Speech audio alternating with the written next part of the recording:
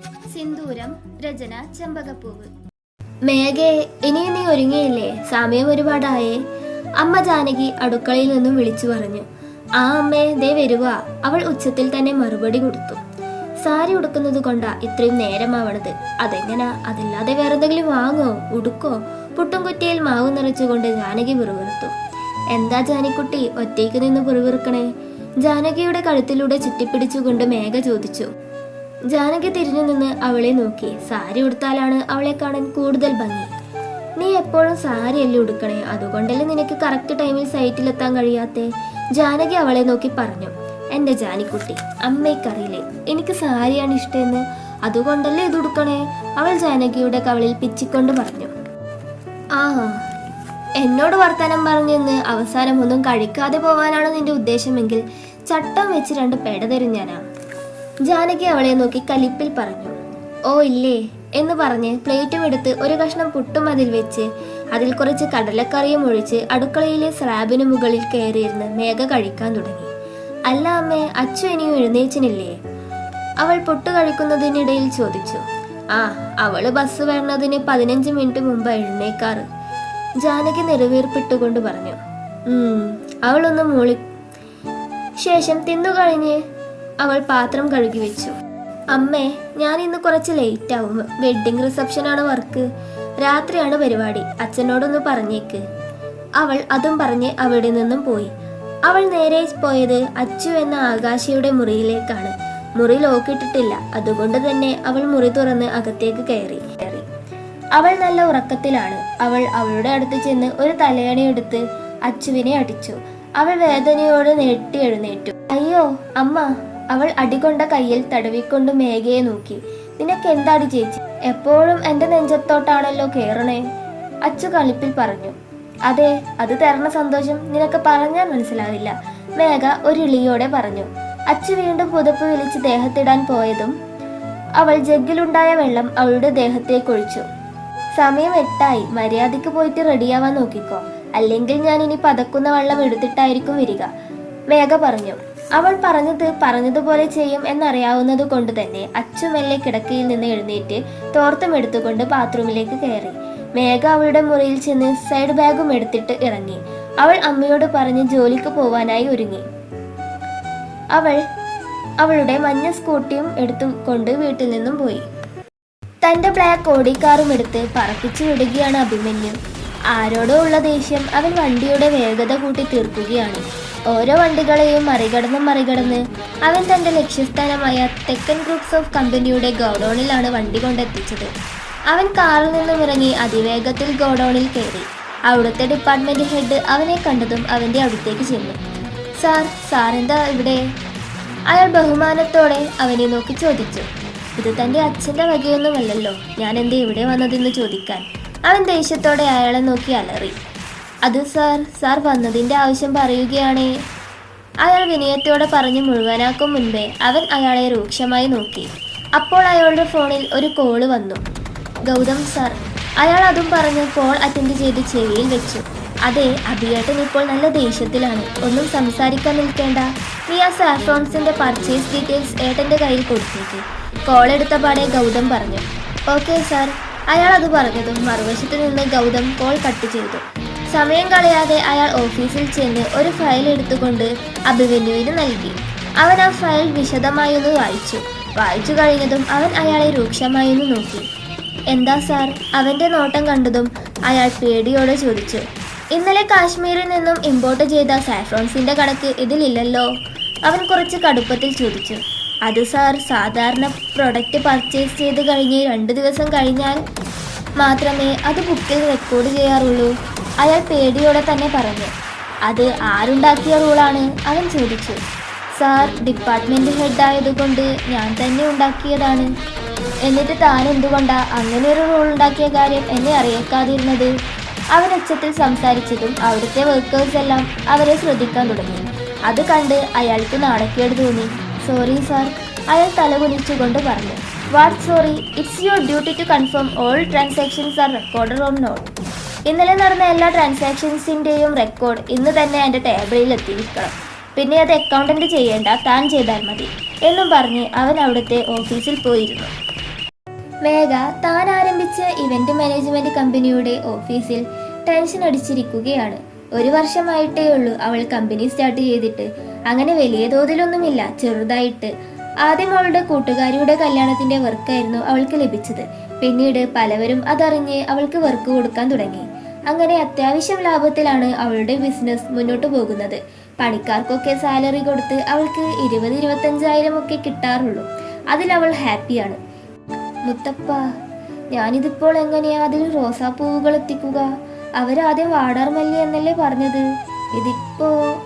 അവൾ ടെൻഷൻ അടിച്ച് അങ്ങോട്ടും ഇങ്ങോട്ടും നടക്കുമ്പോഴായിരുന്നു അവളുടെ കൂട്ടുകാർ കിരൺ അങ്ങോട്ടേക്ക് വരുന്നത്. ഇരുവരും ഒന്നിച്ച് പഠിച്ചവർ തന്നെയാണ്. കിരൺ മേഘയുടെ സഹായത്തിനായി PA ആയി വർക്ക് ചെയ്യുന്നു. മേഘ മാർക്കറ്റിൽ വിളിച്ചപ്പോൾ അവിടെ 2 ഡസൻ റോസാപ്പൂക്കൾ ഉണ്ടെന്നാണ് പറഞ്ഞത്. നമ്മൾക്ക് അങ്ങോട്ടേക്ക് വിട്ടാലോ? കിരൺ വന്ന് പറഞ്ഞതും അവളുടെ മുഖം വിടർന്നു. എന്നാൽ സമയം കളയണ്ട, വേഗം തന്നെ പോകാം. അവൾ അതും പറഞ്ഞ് സ്കൂട്ടിയിൽ കയറിയിരുന്നു. അതിന്റെ പിറകിൽ കിരണും കയറി. അവർ മാർക്കറ്റ് ലക്ഷ്യമാക്കി വിട്ടു. 40 മിനിറ്റ് കഴിഞ്ഞിട്ടാണ് അയാൾ റെക്കോർഡ്സ് എല്ലാം അഭിമന്യുവിന് എത്തിച്ചു കൊടുത്തത്. അവൻ ആ ഫയൽ ഒന്ന് വായിച്ചു. ശേഷം അയാളെ നോക്കി. അല്ലെങ്കിലേ താൻ 10 മിനിറ്റ് വൈകിയാണ് ഇത് എത്തിച്ചത്. പിന്നെ ഇതിൽ തെറ്റുകളേ ഉള്ളൂ എന്ന് പറഞ്ഞവൻ ആ ഫയല് അയാളുടെ മുഖത്തേക്ക് വലിച്ചെറിഞ്ഞു. അയാൾ തല കുനിച്ച് നിന്നു. അന്നന്ന് നടക്കുന്ന ട്രാൻസാക്ഷൻസ് അന്നന്ന് തന്നെ റെക്കോർഡ് ചെയ്തിട്ടുണ്ടെങ്കിൽ ഈ ഗതി വരില്ലായിരുന്നു. ഇനി ഈ ഫയലിലെ മിസ്റ്റേക്സ് എല്ലാം തിരുത്തി ഇന്നും ഇന്നലെയുമായി നടന്ന എല്ലാ ട്രാൻസാക്ഷൻസും റെക്കോർഡ് ചെയ്ത് താൻ വീട്ടിലേക്ക് പോയാൽ മതി. അണ്ടർസ്റ്റാൻഡ്? അവൻ ഉച്ചത്തിൽ ഷൗട്ട് ചെയ്തു. യെസ് സാർ, അയാൾ തലകുനിച്ച് നിന്നുകൊണ്ട് തന്നെ പറഞ്ഞു. Then get out. അവൻ അത് പറഞ്ഞ് അലറിയതും അയാൾ അവിടെ നിന്നും പോയി. തിക്കും തിരക്കും പിടിച്ച സ്കൂട്ടർ യാത്രയ്ക്കൊടുവിൽ അവർ മാർക്കറ്റിൽ ചെന്നെത്തി. അവിടെ ഒരു വഴിയിൽ സ്കൂട്ടർ പാർക്ക് ചെയ്ത് അവർ നടക്കാൻ തുടങ്ങി. എവിടെയാടാ ആ കട? മേഘ കിരണിനോട് ചോദിച്ചു. എനിക്കും കറക്റ്റ് അറിയില്ല, എന്റെ ഫ്രണ്ട് പറഞ്ഞു തന്നതാണ്. അവൻ അവളെ നോക്കി പറഞ്ഞു.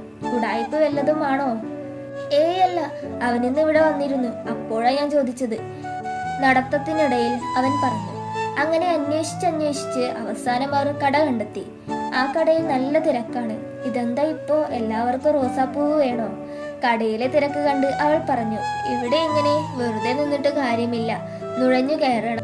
അവൾ ആ കടയെ എത്തി നോക്കിക്കൊണ്ട് പറഞ്ഞു. ശേഷം അവൾ സാരിയുടെ മുന്താണി ഇടുപ്പിൽ കുത്തിവെച്ചു. ശേഷം അവൾ ഇടയ്ക്കെ കൂടി എങ്ങനെയെല്ലാനോ നുഴഞ്ഞു കയറി. ഒടുവിൽ കടക്കാരന്റെ മുമ്പിലെത്തി. ചേട്ടാ, ഈ പൂവുകൾക്കൊക്കെ എത്രയാ? അവൾ അയാളെ നോക്കി ചോദിച്ചതും അയാൾ കേട്ടില്ല. അതെ ചേട്ടാ, ഈ പൂവുകൾക്കൊക്കെ എത്രയാ? അവൾ അയാളെ മുഖത്ത് കൈവീശിക്കൊണ്ട് ചോദിച്ചു. ഈ റോസാപ്പൂവ് വിൽക്കുന്നില്ല മോളെ, വേറെ ഏതാ വേണ്ടേ? ആ കടക്കാരൻ മറ്റൊരാൾക്ക് ഒരു സഞ്ചിയിൽ പൂവ് നിറച്ചു കൊടുത്തുകൊണ്ട് പറഞ്ഞു. വിൽക്കുന്നില്ലെന്നോ? പിന്നെ എന്തിനാ ഇതിവിടെ ഷോക്ക് വെച്ചതാണോ? അവൾ വിഷമത്തോട് ചോദിച്ചു. എന്റെ കൊച്ചേ, ഇതെല്ലാം AT സാറ് ബുക്ക് ചെയ്തതാണ്. ഉള്ളിൽ കിടന്ന് കേടാവേണ്ട എന്ന് കരുതി ഇവിടെ വെച്ചതാണ്. അയാൾ മറ്റു പൂക്കൾ ഓരോരുത്തർക്ക് നൽകിക്കൊണ്ട് പറഞ്ഞു. എന്റെ മുത്തപ്പ, ഇനി ഞാൻ എവിടുന്ന റോസാപ്പൂക്കൾ കണ്ടെത്തുക? ആ AT സാറിന് വാങ്ങാൻ കണ്ട നേരം. അവൾ വിഷമത്തോടെ കിരണിന്റെ അടുത്തേക്ക് നടന്നു. എന്തേ, കിട്ടിയില്ലേ? അവൻ അവളുടെ ഒഴിഞ്ഞ കൈ കണ്ടതും ചോദിച്ചു. ഇല്ല, ഏതോ AT സാറ് ബുക്ക് ചെയ്തത് ആണ് പോലും. അവൾ വിഷമത്തോടെ പറഞ്ഞതും അവൻ ചിരിച്ചു. AT സാറല്ല, AT സാറാണ്. എടാ, ഇപ്പോ 9 മണിയായി. വൈകുന്നേരം 6 മണിക്ക് എല്ലാം സെറ്റ് ആവണം. നമ്മൾക്ക് പ്ലാസ്റ്റിക് റോസ് ഒപ്പിച്ചാലോ? അവര് ലാസ്റ്റ് മിനിറ്റിൽ ചേഞ്ച് ചെയ്തത് കൊണ്ട് കിട്ടിയില്ല എന്ന് പറയാം. ആ, അത് നല്ല ഐഡിയാണ്. കിരണും അതിന് യോജിച്ചു. അവർ സ്കൂട്ടിയുടെ അടുത്തെത്തി. മേഘ ഹെൽമെറ്റ് എടുത്ത് തലയിൽ വെക്കാൻ തുടങ്ങുമ്പോഴായിരുന്നു തൊട്ടടുത്ത കാറിൽ കയറാൻ പോകുന്ന മുത്തശ്ശി വീഴാൻ പോകുന്നത് കണ്ടത്. അവൾ ഹെൽമെറ്റ് അവിടെ ഇട്ട് ആ മുത്തശ്ശിയെ വീഴുന്നതിൽ നിന്നും പിടിച്ചു നിർത്തി. ശേഷം മുത്തശ്ശിയെ നേരെ നിർത്തി. അമ്മമ്മയെ സൂക്ഷിച്ച് കയറണ്ടേ, അല്ലെങ്കിൽ വീഴൂലേ? അവൾ മുത്തശ്ശിയെ നോക്കി പറഞ്ഞു. വീണില്ലല്ലോ കുട്ടിയെ ദൈവം അനുഗ്രഹിക്കും. മുത്തശ്ശി പറഞ്ഞതും അവൾ മനോഹരമായി പുഞ്ചിരിച്ചു. ശേഷം അവൾ ആ മുത്തശ്ശിയെ കാറിൽ കയറ്റി. ആ മുത്തശ്ശി അവളോട് യാത്ര പറഞ്ഞു പോയി. അവൾ തിരികെ സ്കൂട്ടറിനടുത്ത് ചെന്ന് ഹെൽമെറ്റ് ഇട്ട് സ്കൂട്ടറും എടുത്ത് അവിടെ നിന്നും പോയി. അഭിമന്യു ഗോഡൌണിൽ ഓഫീസിലിരുന്ന് ലാപ്പിൽ എന്തോ ചെയ്യുകയാണ്. അപ്പോൾ അവന്റെ ഫോണിൽ ഒരു കോൾ വരുന്നു. അവൻ ആ കോൾ എടുത്ത് ചെവിയിൽ വെച്ചു. മറുവശത്ത് നിന്ന് അയാൾ എന്തോ പറഞ്ഞതും അവൻ കോൾ കട്ട് ചെയ്ത് പുറത്തേക്ക് ചെന്ന് തന്റെ കാറും എടുത്തുകൊണ്ട് അവിടെ നിന്നും പറപ്പിച്ചു വിട്ടു.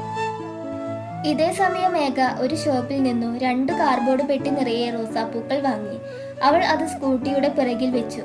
എടാ കിരണേ, പറഞ്ഞ പോലെ നീ ബസ്സിന് ആടെ എത്തൂലേ? അവൾ ഉറപ്പു വരുത്തുവാൻ വേണ്ടി ചോദിച്ചു. ആടി, നീ ടെൻഷൻ അടിക്കാതെ, ഞാൻ എത്തിക്കോളാം. എന്നാ ശരി എന്ന് പറഞ്ഞ് അവൾ ഹെൽമെറ്റ് എടുത്തിട്ടു. എടി, ഒരു കയറ് വെച്ച് ഇത് കെട്ടിവെച്ചാലോ, അഥവാ വീണാലോ?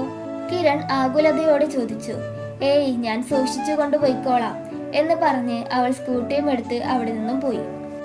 കാർഡ്ബോർഡ് പെട്ടിയിലെ റോസാപ്പൂക്കൾ വീഴാതിരിക്കാൻ അവൾ മെല്ലെ റോഡ് സൈഡിലൂടെയാണ് വണ്ടി ഓടിക്കുന്നത്.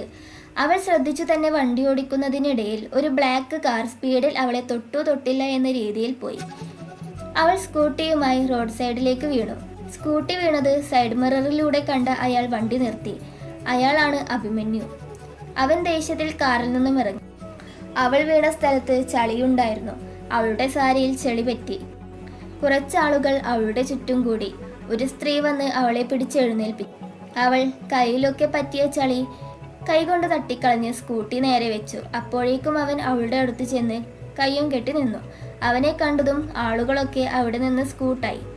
അത് കണ്ട് മേഘ പോകുന്നവരെയൊക്കെ നെറ്റി ചുളിച്ചു നോക്കി. അവൻ സോറി പറയാതെ കയ്യും കെട്ടി നിൽക്കുന്നത് കണ്ട് അവൾ അവനെ തുറിച്ചു നോക്കാൻ തുടങ്ങി. അവനിൽ നിന്നും പ്രതികരണമൊന്നും കിട്ടാത്തതുകൊണ്ട് തന്നെ അവൾ തന്നെ പറഞ്ഞു തുടങ്ങി. താ മര്യാദയ്ക്ക് സോറി പറഞ്ഞു.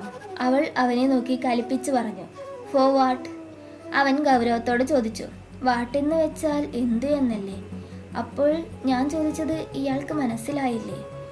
അവൾ മനസ്സിൽ ചിന്തിച്ച് വീണ്ടും പറയാൻ തുടങ്ങി.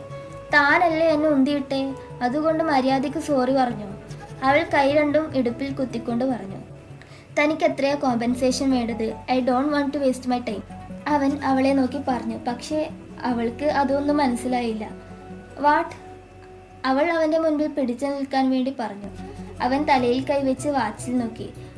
What compensation do you want? I don't want to waste my time. I have to go somewhere urgently.